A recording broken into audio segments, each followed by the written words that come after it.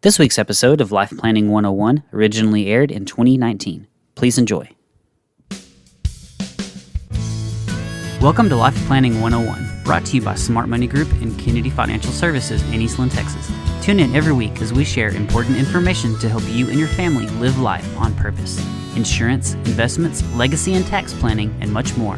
All covered now on Life Planning 101.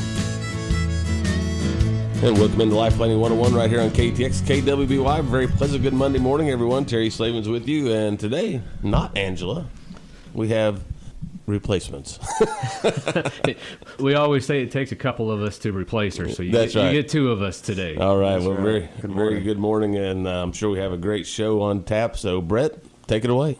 Well, what we're excited about this morning is today what we're going to touch on, and again, because there's so much to this piece of the puzzle, but investing and going through 10 questions that every investor needs to ask. It's not always about, the response. It's about knowing the right questions to ask to get us to where we need to be. And, investing can be complicated, but if you think back about anything you do in life, if you spend a lot of time doing it and you work at it day in and day out, is it as complicated as something that you get thrown at you one time here and there?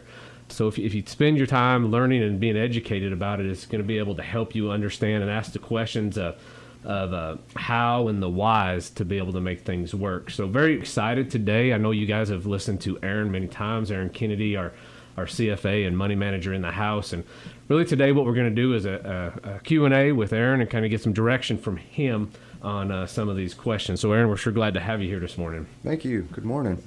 We'll just go ahead and kick it off. We've got 10 questions. The first question that we want to ask is, should I invest if I don't understand investing? What do I do if I don't know the first thing about investing, but I've heard that there's the upside or the potential? Should I invest if I don't know anything about investing? Well, the simple answer to that is yes. The greatest thing about investing, or the number one tried and true way to be a successful investor, is give it time.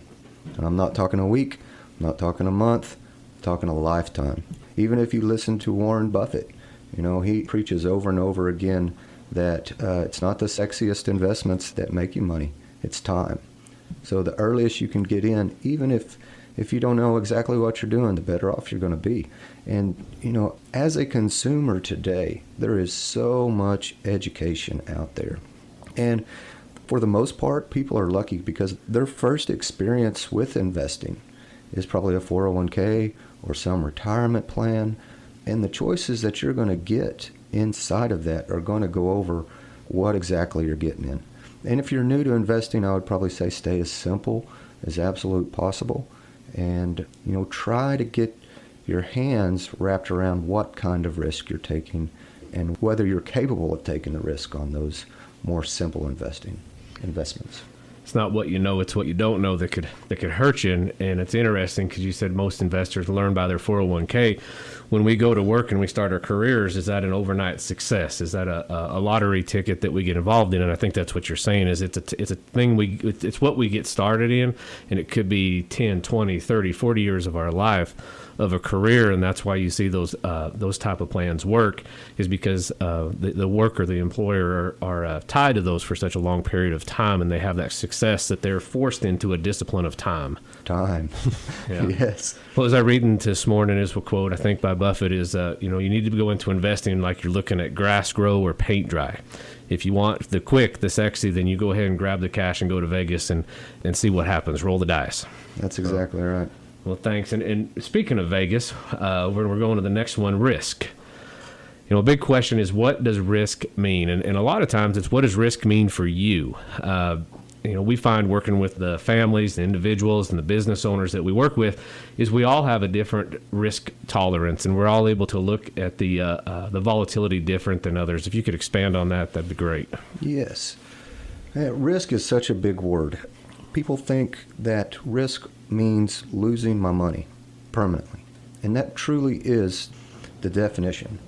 Risk is not really volatility, ups and downs in the market, because that's happened. But it's a loss of permanent purchase power. So if you think about that, risk is also not only being in stocks, being in bonds, but it's also doing nothing. Because if your grandmother would have saved $100, 50, 60 years ago to give to you today, buried it in the backyard, what would that be worth? $100. Yeah, it wouldn't buy acres of land like it would when she was a kid. Right. It'd maybe fill up your car and get you some snacks. That's it. So there's risk everywhere. And this is the most difficult part of it, because you can be in the S&P 500 and take market risk. You can be in an international fund and take market risk plus currency risk, plus country risk, plus government risk. You can be in bonds and take interest rate risk. You can take credit risk. There's all these different things that move the different market needles over time, and it can be very overwhelming.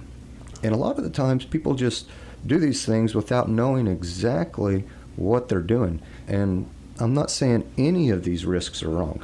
Usually if you take a risk, you're taking that risk to make money. But most people don't know what risk they're taking, and if you're taking a currency risk or a credit risk, and a credit risk is buying a bond that has a chance of default, and that's taking corporate bond risk, you might be taking that and not understand why your portfolio is not going straight up with the market.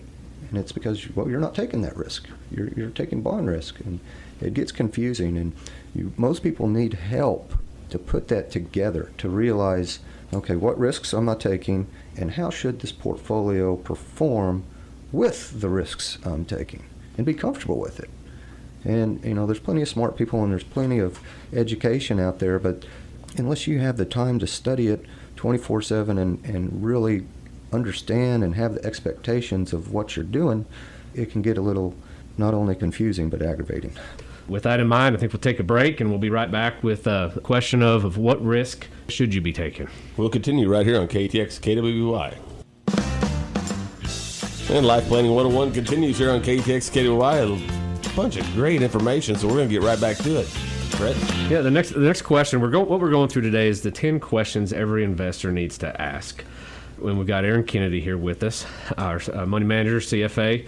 Next question we want to go into is, what amount of risk should I be taking? And again, when we sit down with those that we work with, a lot of times they'll look up and they'll say, am I taking the right risk?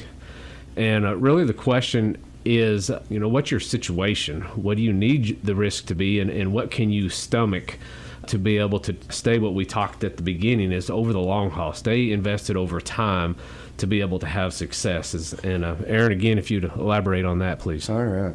All my life experiences and all my work experiences have boiled down to making sure the client or the investor stays invested, in order to get that long-term benefit of being in the market. And when it comes to how much risk you should take, there's a good way to think about it. So if you're on the interstate and you're only comfortable driving the speed limit, and you wake up one morning and you're running late, you get stuck behind a train, and it looks like you're going to be 30 minutes late, are you willing to drive 140 miles an hour to get to work on time? Probably not. Probably not. So when it comes to risk, we do a lot of goal-based investing. Where do you want to be in time? Do you really want to drive 130 miles an hour? Are you capable of driving 130 miles an hour? Or are you more comfortable just being 5-10 minutes late? So when we work with our clients, we really want to get a good understanding of how they feel about risk, because the market goes up and down. That's two things I'm allowed to guarantee. I can't say it's going up anytime, I can't put a period on that, but that's what the market does. It goes up and down. So we spend a lot of time with seeing where the client is comfortable with their investments, how much they're willing to go up and down, and then set good expectations for what they should expect going in the future. And there's tons of stuff out there, risk questionnaires, there's software out there, there's tons of stuff. And I don't think, pegging an allocation to somebody makes sense to anybody. But, really sitting down and showing, this is where you've tested. Now, this is where your expectations should be. You should be comfortable here going down this amount, which equals this amount of money. But long term, this is where you should be, and this is where we should be able to get you because of your goals. And that's really, it's a big conversation, and it's figuring out the right risk. And the right risk leads into our next question, which is, we want to know what investments are right for me. And one is the global investing world of how many investments are actually out there, and then being able to sort through those that are not known per se to the general investor outside of your big companies, the ones that really are the big ones that everybody is aware of, reading and seeing in the news. There's so much more that makes our world go around. So the other question is, all right, looking at my goal, backing up, here's where I am, like you were talking about, here's where I want to be. With that in mind, what investments, what makes sense for me? Ooh, that's $1 million question. For the most part, I would think most people need to probably stay simple. Like I said, once we start introducing more and more risks, that changes our trajectory. And it doesn't necessarily change where we end up and at what time, but it can change the ride, how smooth. And, there's really no one investment that says this is going to be the be-all best for all time. It's just not out there because of the word I said, time. Things change over time. Who would have thought the best investment would have been a phone, versus a grocery store? Things change, technology changes, countries change, governments change.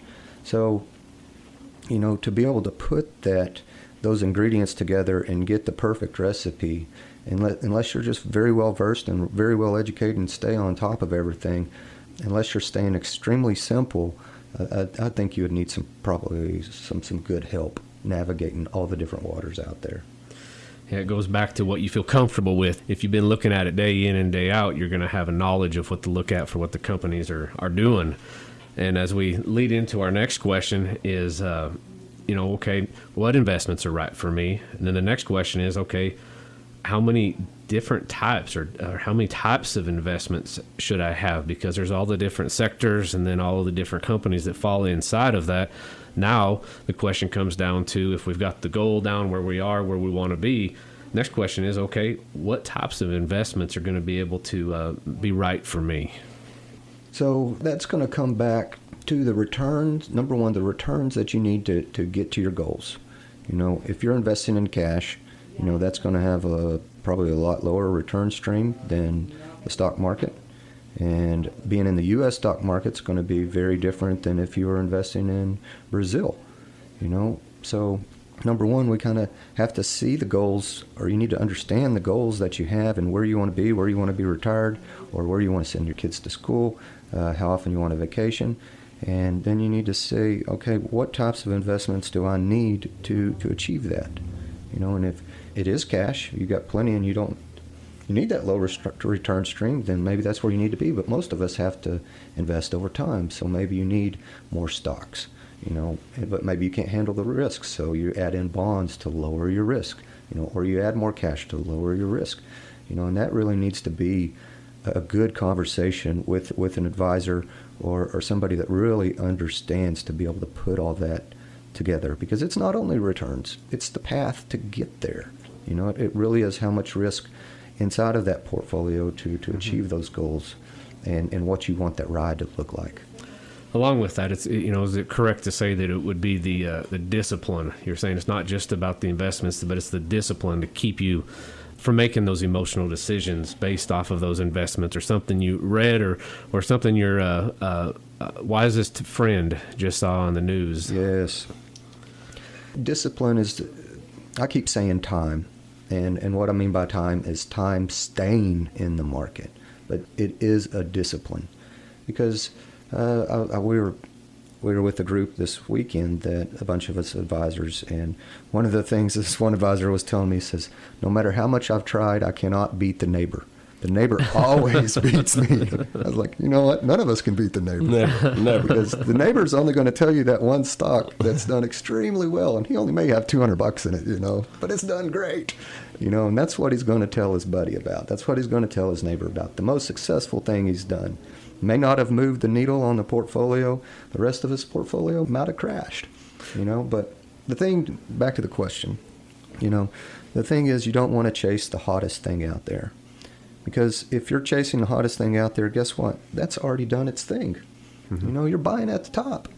You know, if you were there early, you know, that was a great investment. But buying after it's run up 200-300%, you know, you've already missed out. Right. You've missed the easy money. I say that ship's done come and gone. Right, it's come and gone. You know, there might be some left, but the risk increases. This is what most people don't understand. Risk increases as prices go up. Cheap stocks, I mean, if I were to buy Walmart at $10 today, you know, versus $50, $10 was a lot cheaper and a lot less risky than now, you know. So when you look at investing, we'll go on to the next question to keep us moving. Great information. A lot of times you get the individual investor and they say, all right, I need to get help, but what's the cost of that versus me trying to go this alone and do it myself, or what should I expect the cost to be for getting this wealth of knowledge that is available for me to be able to keep on track? Cost, that's a great question. And there's been this huge movement to reduce cost in investments. And I think it's been driven a lot by Vanguard and Bogle, and Morningstar's been a big push. And the one thing Morningstar says that is the direct driver of cost or performance is cost. And it's a wonderful thing for investors. And no matter how much we push down cost, and that's all of our goals, but there is the cost for everything. You know, when I invest, there's a cost for me. It's just out there. And some of the things we have to look at is the cost to buy and sell. You know, the commissions are pretty much gone in the market today. Those are a thing of the past, the old stock jockeys. But, you know, there is, if I wanted to buy at TD Ameritrade, if I wanted to buy at Schwab, Fidelity, doesn't matter. There's a cost to buy a stock and a cost to sell it. It could be a ticket charge, and those are pretty low now, $5-6. But there's also a price, what they call the bid-ask spread, what the wirehouse is willing to let it go versus what it's willing to buy for. That's at the stock level. If you go to the ETF level, there's a cost for that company to put it together. It could be really, really cheap, like 1 to 5 basis points, or, you know, they could get expensive. Mutual funds is more than likely more expensive. So there's costs everywhere, and you need somebody to help you navigate those costs. For someone to say, yes, that is a normal cost, and this is the way we can reduce it as much as possible, humanly possible, or that is a cost you do not need to take. Yeah. You know, we don't have to do that. We can do it cheaper. Yeah, let's do it better. Yeah, right. But there's costs. There's from mutual funds to ETFs to your advisor costs, to commissions, ticket charges. It's everywhere. A lot of them, and for the most part, you want to get that cost as low as possible. And then you really want to look to make sure that your returns reflect that cost, because it doesn't matter, really. You want after cost returns. And the lower the cost, the better off you're going to be. But you really need to pay attention that what your expectations are of the returns of this investment versus the cost. Oh, absolutely. Absolutely. Great stuff. Well, we'll take our next break here, and when we come back, the question is how much should you invest? Final segment, Life Planning 101, right here on KTX KDY. We'll get right back to it, Brett. Yeah, so we're question number 4 of our list, and the next question is after we've gone through everything that we have, is what's the right amount for an investor to invest? And, you know, what are we going to look at when we look at our situation? What amount do we need to put back? All right. I'm going to throw some scary numbers out there. There's pretty much a golden rule, you know, that you can live off of about 4% of your investments. If the market returns 10, you know, you take 4, you give a little bit to the government, you know, and then inflation, you know, that equals out to about 10%. So think of what $1 million will do for you. If you invest up to $1 million, that's $40,000 a year income for the rest of your life. $40,000, you know, and you add Social Security in there, so that's somewhere around $65,000 for a single person. And that $1 million is a big number, you know. So how much should you invest? You know, more than likely as much as you possibly can. Right. But when we're going back and we're talking about time, $100 a month to a 20-year-old equals about, what is it, $5,000 a month to a 50-year-old? You know, so the earlier you can start and let that time work for you, the better off you're going to be, and the cheaper it's going to be for you. But how much you should invest will always come back to, what are my goals? How much do I need to accomplish those goals? And let's back that out and see what it's going to take. So when we talk about goal setting, and a lot of times people don't follow up on their goals because they're too big to handle. So your investing is the same thing. If you have this goal that you need to hit, maybe you started later, and your new dollar amount that you need to invest you can't reach. So a lot of times we see people say, gosh, I'm not going to do anything. I can't do that. I'm not going to do anything. And if it's $2,000 a month, you're supposed to put back using easy numbers. If you can do 1,000, do 1,000. And then once you get that, go to the next dollar amount, because then you're going to get a lot closer to your goal. And once you get accustomed to that lifestyle, you're not going to know the difference in that. So at the end of the day, like Aaron was saying, is always start with something, find out what the end in mind is, and then always start with something and do something today, and start young. Start young, get started. Grandparents, probably the best gift you could do is start your children early. And it doesn't have to be a lot when they're young. Right. But it makes a tremendous amount of difference. Yeah, time helps. Time Yes. helps. Kind of switching gears here a little bit, we've been talking about investing and putting money in. Now let's go and say, what if I need to take money from my investments? What if I'm at the other part of the end of the game where I've built this pile and now I need to start pulling some money from what I've put back? All right. This is the easiest one to understand. No matter how you're investing, you need to really realize you have one partner, and that is Uncle Sam. Uncle Sam gets his share before anybody else, so keep that in mind. And this is just from my feelings. Not everybody feels the same way, but I want to keep that partner just as small as absolutely possible. So when you're ready to start withdrawing money, get some help, because the less of a partner Uncle Sam is, the more you get to take home. And a lot of us are going to have money in retirement accounts, which are going to be taxed different. Your regular 401k is going to be taxed different than your Roth 401k or your Roth IRA versus your joint or individual money. So get some help to see how to withdraw that and a plan to withdraw that to make those dollars stretch as long as possible.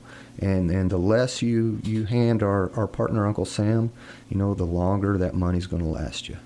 Well, the question number 2, you already hit on that, is, how do taxes play a part in my investments? And there's really only the 3 ways to get returns, and those are the investments themselves, lower the fees, or what money you don't send to Uncle Sam. Lower taxes, that's exactly right. And all your accounts are going to be taxed differently. And once you start withdrawing, you really need to put that foremost in your mind to how do I get this out and pay as little as I can. Pay as little fees, pay as little taxes, and get the most out of the returns out of your portfolio. Yeah, so as we wrap things up here, Aaron, what awesome information. We could sit here for another couple coffee pots and go through this, but I know we don't have time for that this morning. But the number one question is, should there be an overall plan for my investments? And I think we've hit that on the other question. The answer to that question is absolutely. You need a plan so that you can sleep at night, know that you are where you're at, and you're going to get where you need to get to have a successful life and live life on purpose.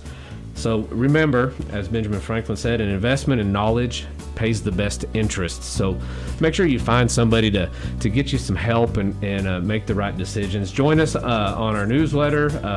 All of the shows are on our podcast. If you have any questions, don't hesitate to email them to lifeplanning@kennedy-financial.com. Aaron, thanks for being on.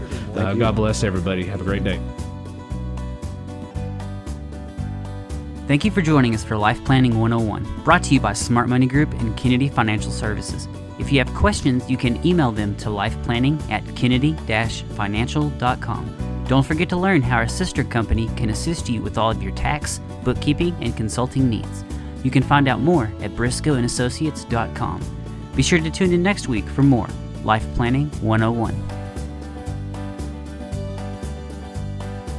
The opinions expressed herein are those of the firm and are subject to change without notice. The opinions referenced are as of the date of publication and are subject to change due to changes in the market or economic conditions and may not necessarily come to pass. Any opinions, projections, or forward-looking statements expressed herein are solely those of the author, may differ from the views or opinions expressed by other areas of the firm, and are only for general informational purposes as of the date indicated. Securities offered through Calton and Associates Incorporated, a registered investment advisor, member FINRA SIPC. Investment advisory services offered through Smart Money Group LLC. Kennedy Financial Services and Smart Money Group LLC are separate entities and are not owned or controlled by Calton and Associates Incorporated.